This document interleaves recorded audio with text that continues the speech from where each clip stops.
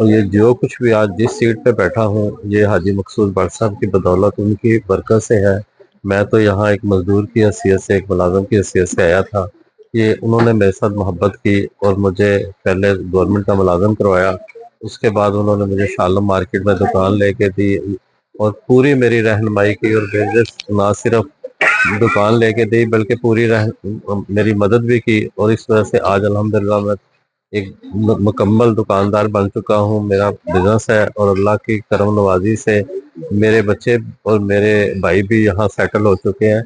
تو وہ انسان تھے، میں جہاں تک انہیں جانتا ہوں، میں نے 33 سال زندگی کے ان کے ساتھ گزارے ہیں، اور وہ انسان تھے جن کے ساتھ میں کہا کرتا تھا کہ کوئی ان کے قریب سے گزر کے بھی جاتا تھا تو اللہ تعالیٰ اس پہ بھی اپنی کرم نوازی کر دیتا تھا۔ وہ انتہائی صاف نیت اور شفاف دل کے مالک تھے،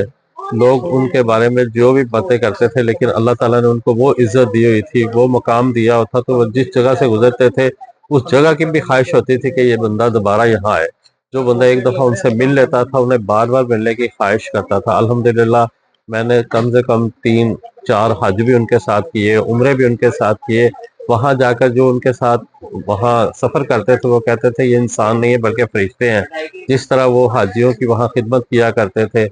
میری دعا ہے کہ اللہ ان کی قبر پر کروڑوں رحمتوں کا نزول فرمائے، انہیں کروٹ کروٹ جنت دے۔